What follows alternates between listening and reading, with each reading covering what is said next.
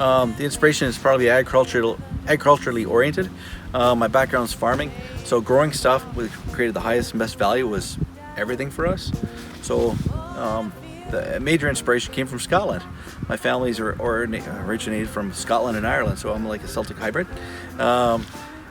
We toured Scotland and we're amazed at the value-added agriculture they're doing there. You look at our little piece here, Vancouver Island's 12,000 square kilometers.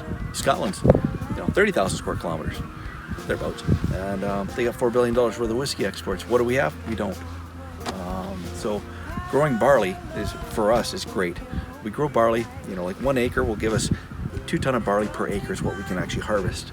That'll give us about 800 liters of absolute alcohol, which is equivalent to about 2,600 bottles. So there's a huge value-added trail that we're creating here on the farm.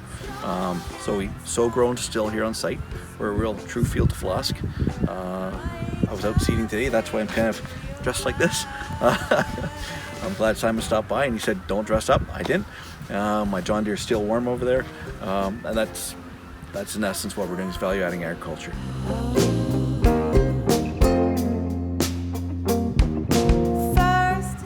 Boy, that's a tough one. It's multi-layered. I got some great people working for me. James, longtime guy's been working with me for over 30 years now. Leon's come on side. He's Scottish. We got him to import to Canada.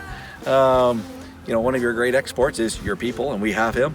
He married a Canadian gal, lived in Victoria. Now he's living actually on site on the farm. And so first and foremost, the people is sort of the whiskey thing. You come here, and what makes a great whiskey? If you talk to a warehouseman, he'd say, oh, it's the wood, it's always the cask. You talk to James and Leon, my distillers, no, it's in the cuts. And you talk to the farmer, no, it's in the dirt. It's all about the soil, balanced plant, balanced cereal, perfect whiskey. When it's really collectively all of it, it's everybody putting their best foot forward. And so what I mean by the people is everybody's contributing. And from that, we're making some pretty good stuff here now. I'm pretty excited about that. Yeah. And more good things to come. With a little help from above, you'll feel the power. Oh.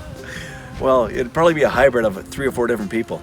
It'd be sort of like, that drummer off of the Muppet Show. I forget his name. The animal guy, like that Muppet. Brad Pitt, that guy, and somebody else fused together. Something that's elegant.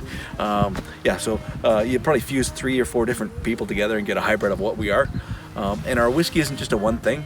We make a single malt, we make a single grain, and we're doing some other little funky things we can't really talk about. Maybe I'll show you later. But so it's not really a one thing. So we're not really skewered into one box.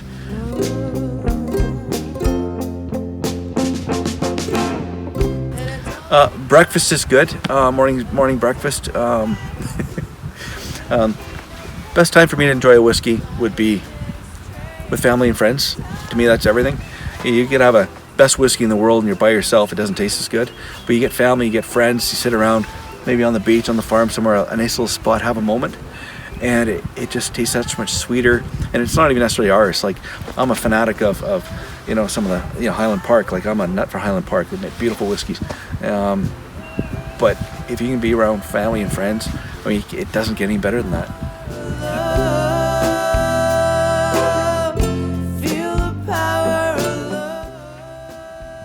Alive and well in Vancouver Island. Thanks, Simon.